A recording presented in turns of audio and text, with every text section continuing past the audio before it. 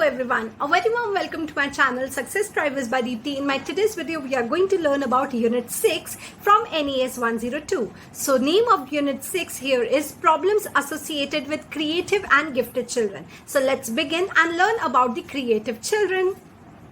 So what is meant by gifted children or the creative children? So let's study about that. Gifted children या फिर creative children का अर्थ होता है या फिर इसका मीनिंग होता है कि कुछ ऐसे बच्चे जिसके पास बहुत ही ज्यादा exceptional abilities होती है.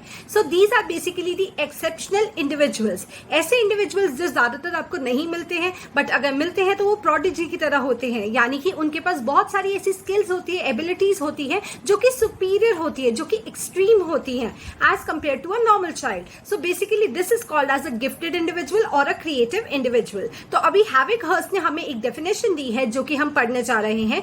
According to Havig-Hearst, the talented or the gifted individual is the one who has consistently shown remarkable performance in all the situations. तो यहाँ पे अभी Havig-Hearst ने हमें बताया है कि इनकी performance कैसी होती है, remarkable होती है, इनकी performance कैसी होती है, exceptional होती है और superior होती है.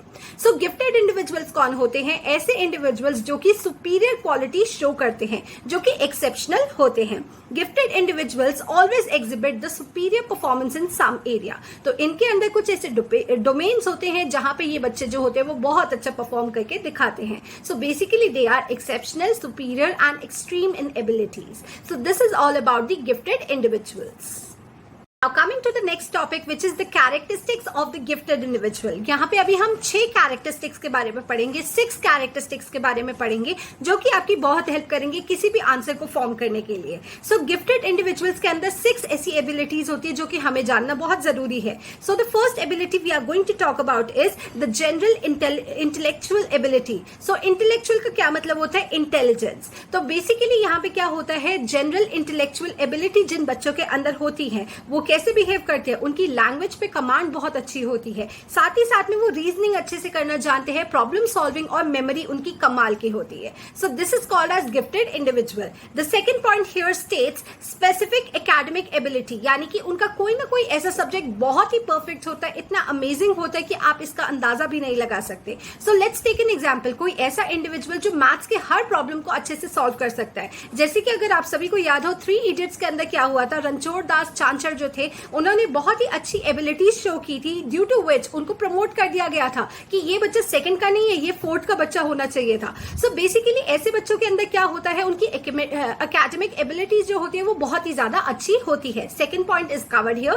Third point states creative and productive thinking. इन बच्चों की थिंकिंग कैसी होती है? क्रिएटिव होती है. ये कुछ आउट ऑफ द बॉक्स सोचना चाहते हैं. जैसे कि अगर आप यूजेस ऑफ वाटर बताएंगे, कोई ऐसा बच्चा निकल कर आएगा जो कि आपको बहुत ही एक्सेप्शनल आंसर देते हैं, जो कि आप एक्चुअली एक्सपेक्ट नहीं कर सकते हैं किसी भी बच्चे से. तो ऐसे में क्या होता है, आपको समझ में आ जाना चाहिए कि ये बच्चा कैसा है, इसकी प्रोडक्टिव थिंकिंग है, ये क्रिएटिवली सोच सकता है, आउट ऑफ द बॉक्स सोच सकता है, या फिर इसकी डाइवर्जेंट थिंकिंग है. Next point states leadership abilities. कई ऐसे बच्चे होते हैं जिनके अंदर लीडरशिप जो क्वालिटीज होती है वो बहुत ही ज्यादा एक्सेप्शनल होती है. कुछ ऐसे बच्चे होते हैं जिनके अंदर कोऑपरेशन, टॉलरेंस, पेशेंस, इन सभी का बहुत ही अच्छा मिला जुला कॉम्बिनेशन होता है, एक बहुत ही अच्छा मिक्सचर होता है कई बच्चों के अंदर ऐसा. तो उनको भी हम क्या बोल सकते हैं? उनको हम क्रिएटिव बच्चे कह सकते हैं या फिर उन्हें हम गिफ्टेड इंडिविजुअल भी कह सकते हैं. Fifth ability is visual and performing arts. कई बच्चे ऐसे होते हैं जिनके अंदर बहुत सारे टैलेंट्स होते हैं, म्यूजिक, आर्ट, डांस, इन सब चीजों से रिलेटेड, को करिकुलर एक्टिविटीज से रिलेटेड. तो उनके अंदर क्या है? विजुअल और परफॉर्मिंग आर्ट्स को करने की बहुत अच्छी क्षमता है, उनके अंदर बहुत अच्छी एबिलिटी है. The last point here state psychomotor abilities, यानी कि काइनेस्थेटिक मोटर एबिलिटीज होती है इन बच्चों के अंदर. इनकी जो 3D, एक चीज को 3D तरीके से इमेजिन करने की जो पावर होती है वो बहुत ही अच्छी होती है. इसके अलावा मैकेनिकली ये बच्चे सोच सकते हैं. So basically a gifted individual usually have most of these characteristics in him और her. So we have studied about the 6 characteristics here which are very important to call an individual as an gifted individual. Now we are going to study the traits which are very common to the gifted individuals. कुछ ऐसी चीजें जो कि बहुत common होती है gifted individuals के अंदर. तो इसमें क्या होगा, जब हम इस टॉपिक को पढ़ लेंगे तो आपको पता चलेगा कि एक गिफ्टेड इंडिविजुअल को आप कैसे आइडेंटिफाई कर सकते हैं एक क्लासरूम के अंदर. तो पढ़ते हैं ट्रेट्स के बारे में जो कि हर बच्चे के अंदर नहीं होती, खाली एक्सेप्शनल बच्चों के अंदर हो सकती है या फिर ऐसे बच्चों के अंदर होती है जो कि बहुत ही ज्यादा क्रिएटिव होते हैं. तो कुछ ऐसी ट्रेट्स क्या क्या है उनके बारे में पढ़ते हैं. Finds the pleasure in the intellectual activities. Intellectual activities जैसे कि अगर आप हर बच्चे को इंट्रिकेट ब्लॉक्स दे देते हैं तो कुछ तो प्ले करना शुरू हो जाते हैं, कुछ कोशिश करते हैं कि उन्हें सॉल्व कर सके, और कुछ ऐसे बच्चे होते हैं जो सॉल्व करके दिखाते हैं. तो जो बच्चे जो आपको सॉल्व करके दिखा रहे हैं वो कैसे बच्चे हैं, जो कॉम्प्लेक्स एक्टिविटीज को लेना जानते हैं, उनको अच्छे से करना जानते हैं, यानी कि वो रिमार्केबल है. Second is likes to create, invent and investigate. हर चीज के बारे में जानने के लिए इच्छुक होते हैं, एम्बिशियस होते हैं, जानना चाहते हैं कि ये चीज ऐसे कैसे बनी, ये फॉर्मूला कैसे बना है. Next is learns easily and readily. आप कोई भी बात एक बार में बोलेंगे उनको याद हो जाएगी, दो बार में बोलेंगे उनको अच्छे से रटिफाई हो जाएगी. Next is displays the intellectual curiosity. उन्हें हर चीज के अंदर क्यूरियोसिटी होती है जानने की. वो साइंटिफिक माइंडेड होते हैं, यानी कि ऐसे सोचने की कोशिश करते हैं कि कोई भी चीज डिस्कवर कैसे हुई. क्यूरियोसिटी जो होती है उनका सबसे बड़ा हथियार होती है, एक सबसे बड़ा टूल होती है गिफ्टेड इंडिविजुअल को जानने के लिए.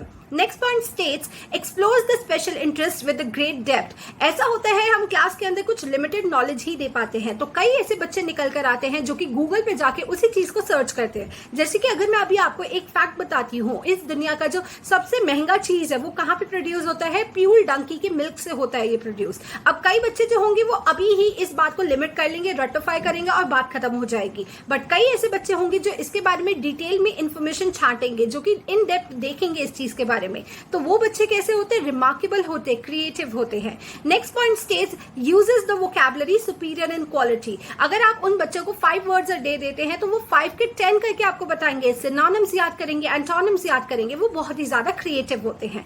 Next point states memorises easily. आप उन्हें कोई भी बात बताएंगे उन्हें जल्दी से याद हो जाएगी और बहुत टाइम तक याद रहेगी. उनकी जो मेमोरी की रिकॉलिंग पावर होती है वो बहुत ही ज्यादा अच्छी होती है. तो ये कुछ ऐसे पॉइंट्स हैं जो कि ट्रेट्स होते हैं, कैरेक्टरिस्टिक्स होती है बच्चों के अंदर जो कि गिफ्टेड और रिमार्केबल हैं. So we have studied about the traits which are common to the gifted individual. चलो अब पढ़ते हैं importance of giftedness. So basically importance of giftedness का क्या मतलब हुआ, हमें क्या जरूरत है ऐसे क्रिएटिव और गिफ्टेड इंडिविजुअल्स की हमारी लाइफ में. तो यहाँ पे अगर हम लोग रिकॉल कर सकते हैं तो जादू वाली एक मूवी थी जहाँ पे जादू ने बहुत सारे पावर्स दे दिए थे ऋतिक रोशन को, और उसने क्या किया था, एक बहुत ही अच्छी टेक्नोलॉजी को इन्वेंट किया था. तो अगर हम नॉर्मलाइज करें इस सिचुएशन को, तो अगर हमारे पास गिफ्टेड इंडिविजुअल वाली पावर्स हो, रिमार्केबल एबिलिटीज हो, तो हम क्या कर सकते हैं. नंबर 1 इन्वेंशन कर सकते हैं. नंबर 2 बहुत अच्छे आइडियाज को क्रिएट कर सकते हैं. नंबर 3 हम लोग डाइवर्जेंटली सोच सकते हैं. नंबर 4 हम बहुत सारे गैजेट्स को क्रिएट कर सकते हैं. और नंबर 5 हम क्या कर सकते हैं, हम लोग अपनी क्रिएटिव थिंकिंग को न्यू वेज को फाइंड करने के लिए लगा सकते हैं. यानी कि जितनी भी डिस्कवरीज और इन्वेंशंस हो रही है इस दुनिया में वो कैसे हो रही है, किसकी मदद से हो रही है, क्रिएटिव इंडिविजुअल्स की मदद से हो रही है. So this is the importance of giftedness. Now coming to the next topic which is the problems which are associated with the gifted individuals. अभी तक तो हमने पढ़ा कि क्या क्या कैरेक्टरिस्टिक्स और ट्रेट्स हो सकती है गिफ्टेड इंडिविजुअल्स के अंदर, पर कुछ ऐसी चीजें भी होती है जो कि उनके लिए बहुत ही ज्यादा प्रॉब्लमेटिक होती है. तो क्या प्रॉब्लम्स फेस करनी पड़ती है क्रिएटिव और गिफ्टेड इंडिविजुअल्स को, उसके बारे में पढ़ते हैं. So the first point here says problem of adjustment. उनको बहुत प्रॉब्लम होती है एवरेज और बिलो एवरेज बच्चों के साथ बैठने में, उनके साथ एडजस्ट करने में, अडेप्ट करने में बहुत ही ज्यादा प्रॉब्लम हो सकती है. Second point is feeling of isolation. उनको लगता है कि मैं बहुत ही ज्यादा स्पेशल हूं, मैं तो हर चीज का आंसर दे पा रहा हूं, पर क्यों ये बच्चे नहीं दे पा रहे. तो ऐसे में क्या होगा कि उसके अंदर एडजस्टमेंटल जो प्रॉब्लम्स है वो तो आएंगी, साथ में वो आइसोलेट हो जाएगा, उसे कोई फ्रेंड्स नहीं मिलेंगे, बच्चे उससे चिढ़ेंगे, जेलेसी होगी तो उसे अपना फ्रेंड नहीं बनाएंगे. Third point seems here disinteresting and monotonous. उनके लिए जो ये पूरी क्लास होगी, जो मैम पढ़ा रही है क्लास के अंदर या फिर पेरेंट्स बता रहे हैं उन्हें, एक जो नॉर्मल इन्फॉर्मेशन होती है, जनरल इन्फॉर्मेशन होती है, वो उनके लिए बहुत ही ज्यादा कम होगी, इनसफिशिएंट होगी, due to which they will feel very tedious और डिसइंटरेस्टिंग. यानी कि उनको बहुत ही ज्यादा बोरिंग लगेगा क्लासरूम के अंदर। फोर्थ पॉइंट हियर स्टेट्स उनके अंदर बोस्टफुल एटीट्यूड आ जाएगा, क्योंकि सभी लोग उन्हें अप्रिशिएट करेंगे तो क्या पता उनके अंदर अहंकार आ जाए, घमंड आ जाए। So that is called as the boastful attitude. The next point states कि उनके लिए क्लासरूम चैलेंजेस जो होते हैं वो बहुत ही ज्यादा बेकार होते हैं, यानी कि उसको क्या होगा, बच्चे को वो बहुत ही ज्यादा केयरलेस बन जाएगा, आइडल बन जाएगा। तो ऐसे में क्या होगा, बच्चा जो है वो बहुत ही ज्यादा केयरलेस जब बन जाएगा तो उसकी एबिलिटीज जो है वो बेकार हो जाएंगी, वो नेगेटिव हो जाएंगी। The next point states carelessness by the teacher. यहाँ पे क्या कर सकती है एक टीचर, फायदा उठा सकती है ऐसे बच्चों का, उससे आंसर्स लिखवा सकती है सभी, और क्या कर सकती है, अपना बर्डन जो है वो उसके ऊपर डाल सकती है। सो बेसिकली एक टीचर जो है वो ऐसे बच्चों का मिस यूज भी कर सकती है, ऐसा भी पॉसिबल है। या फिर उन बच्चों के जो अनयूजुअल क्वेश्चंस होते हैं क्लासरूम के अंदर उनको इग्नोर किया जाए। इससे क्या होगा, बच्चा बहुत ही ज्यादा फॉरलॉर्न फील करेगा, यानी कि डेजोलेट फील करेगा, अकेला फील करेगा। तो कुछ ऐसी प्रॉब्लम्स होती है जो कि गिफ्टेड इंडिविजुअल्स को फेस करनी पड़ती है क्लासरूम के अंदर। अब पढ़ते हैं कि इनके लिए सॉल्यूशंस क्या क्या हो सकते हैं, कैसे हम सॉल्यूशंस निकाल सकते हैं इन्हीं सब प्रॉब्लम्स के लिए। Solutions to the problems of gifted individuals. तो क्या सॉल्यूशंस हो सकते हैं इन बच्चों के प्रॉब्लम्स के लिए? Number 1, patiently listen to their questions and ideas. उनके आइडियाज को सुनना बहुत जरूरी है, जिससे कि उन्हें ऐसा लग सके कि वो भी इक्वली एक्सेप्टेड है क्लास के अंदर, उनको भी इक्वल अपॉर्चुनिटीज मिल रही हैं क्लास के अंदर। Second point is do not evaluate their question immediately. कोई बच्चा बोल रहा होता है और टीचर एकदम से अपना आंसर बोलना शुरू कर दे, वो बहुत ही गलत चीज है। एक टीचर को बहुत ही पेशेंटली उसको टॉलरेट करना है हर बच्चे को, ये समझ लीजिए, यानी कि उसे बहुत ही ज्यादा पेशेंट होना चाहिए हर बच्चे के आंसर को और क्वेश्चन को ध्यान से सुनना चाहिए। Third point says here maintain a free and non threatening atmosphere in the class, जो कि हम बहुत शुरुआत से पढ़ते आ रहे हैं। कंड्यूसिव एनवायरनमेंट होना चाहिए हर क्लासरूम में, भले ही बच्चे कैसे भी हो, एवरेज हो, बिलो एवरेज हो या फिर गिफ्टेड हो, एक क्लासरूम कैसा होना चाहिए उसके अंदर कंड्यूसिव एनवायरनमेंट होना बहुत ही ज्यादा जरूरी है।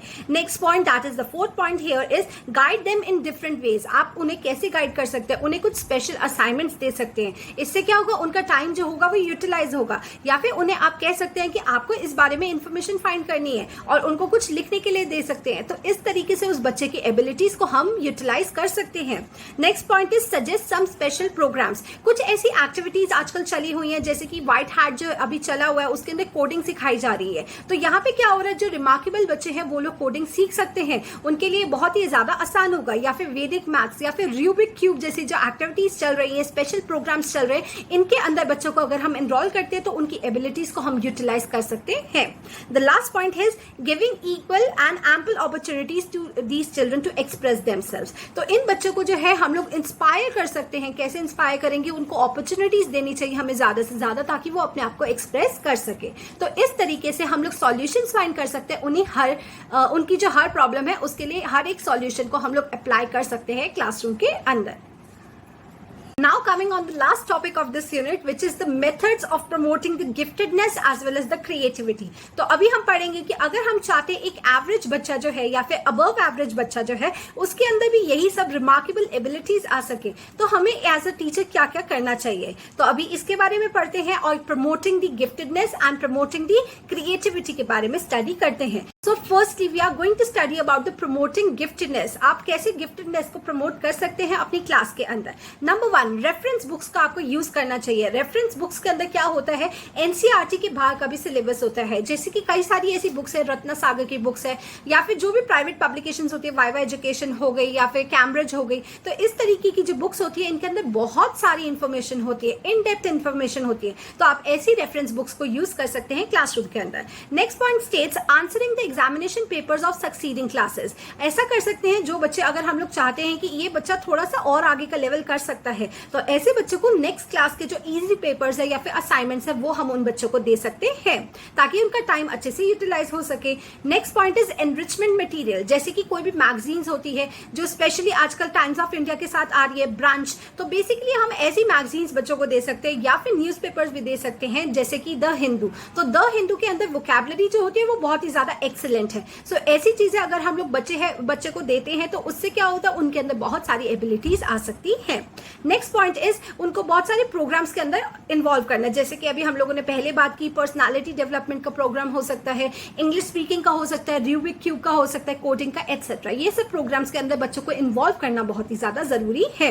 Next is NCERT text books can be provided. ऐसे में क्या होता है, कई ऐसे प्राइवेट स्कूल्स होते हैं जो कि अपने पब्लिकेशंस लेकर आते हैं। अगर बच्चों ने उनकी पब्लिकेशंस की बुक्स को पढ़ लिया है तो आप उन्हें एनसीईआरटी की बुक्स भी दे सकते हैं, जो कि बहुत ही ज़्यादा नॉलेजेबल होती है। आगे जाके जो भी कॉम्पिटिटिव एग्जाम्स होते हैं वो सभी किनको रेफर करते हैं, एनसीईआरटी बुक्स को रेफर करते हैं। तो इस तरीके से आप अपनी क्लास के अंदर गिफ्टेडनेस को प्रमोट कर सकते हैं। Now coming to the next topic which is promoting the creativity, उसके बारे में बात करते हैं। अब बात करते हैं प्रमोटिंग क्रिएटिविटी की। तो अभी अगर आपको अपनी क्लास के अंदर क्रिएटिविटी को प्रमोट करना है तो आप कैसे कर सकते हैं। Number 1, asking the questions which are hypothetical and the divergent questions, यानी कि ऐसे क्वेश्चंस जहां पे बच्चे जो है अपने खुद के आंसर्स लिख सकते हैं। कुछ ऐसे क्वेश्चंस जैसे कि what will happen if there is no tree on the earth, यानी कि यहाँ पे क्या हो रहा है, बच्चा जो है अपने आइडियाज देगा। If there is no water on earth what are you going to do, तो आप ऐसे में बच्चों से पूछ सकते हैं कि वो क्या करना चाहेंगे। ओपन एंडेड क्वेश्चंस को आपको बढ़ावा देना चाहिए क्लासरूम के अंदर, ताकि बच्चों की क्रिएटिविटी जो है वो बढ़ सके। Next point is solving the puzzles, crossword puzzles found in the newspaper. Newspaper जो होता है वो आजकल हर ही स्कूल के अंदर जो है वो इंपॉर्टेंट कर दिया गया है, मैंडेटरी कर दिया गया है, खरीदना होता है बच्चों को। और इससे क्या होता है, बच्चा कुछ ना कुछ ऐसे वर्ड्स पढ़ता है, वोकैबुलरी करता है, या फिर क्रॉसवर्ड जो पजल्स होती है उसके अंदर उनके अंदर इंटरेस्ट लेता है, और इससे बच्चे की क्रिएटिविटी जो होती है वो बढ़ती है। Next point is solving the riddles and constructing the riddles, यानी कि आप बच्चों को बोल सकते हो कि आपको एक रिडल बनानी है और आपका पार्टनर जो है उस रिडल को सॉल्व करेगा। तो इससे क्या होगा, बच्चों के अंदर क्रिएटिविटी तो आएगी ही आएगी, इसके साथ साथ बहुत सारी डिजायरेबल क्वालिटीज भी आएंगी। यानी कि आप एनालॉजीज का भी सहारा ले सकते हैं, dash is to dash and dash is to dash, तो इस तरीके से एनालॉजीज भी हो सकती हैं। नेक्स्ट पॉइंट इज आप कुछ ऐसे प्लॉट्स बना सकते हैं जहां पे बहुत सारी मिस्ट्री इन्वॉल्व हो, यानी कि बच्चा एक डिटेक्टिव बन के उस मिस्ट्री को सॉल्व करने की कोशिश कर सकता है। The next point is write the poems and the poetries or the stories or fictions. तो यानी कि आप बच्चों को encourage कर सकते हैं, मोटिवेट कर सकते हैं। जैसे कि मेरे टाइम भी हुआ करता था, I used to have a school magazine जहाँ पे हर बच्चे को कोई ना कोई एक आर्टिकल लिख के देना होता था। तो उससे क्या होता है, आपकी लैंग्वेज के ऊपर बहुत अच्छी पावर आ जाती है, कमांड आ जाती है उसके ऊपर, और इसके साथ साथ क्या होता है कि बच्चे के अंदर बहुत सारी क्रिएटिविटी जो होती है वो भी इनहांस हो सकती है। Next point is ask a list of questions और ट्विस्टेड क्वेश्चंस। आप बच्चों से कुछ ट्विस्ट एंड टर्न वाले क्वेश्चंस भी पूछ सकते हैं।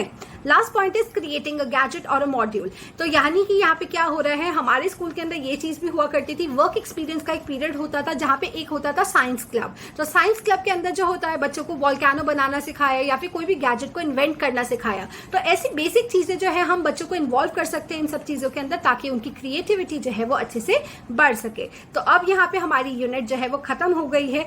अगर आपको मेरी ये वीडियो अच्छी लगती है तो do not forget to like, share and comment. और अगर अभी तक आपने मेरे चैनल को सब्सक्राइब नहीं किया है तो जरूर कीजिए, और साथ में बेल आइकन को जरूर प्रेस कीजिए, ताकि आपको जल्दी से जल्दी मेरी वीडियो की नोटिफिकेशन मिल सके। So thank you so much for watching. If you want more of these videos, certificate and guidance, please drop a comment in the comment box. Thank you. I would catch you soon and bye.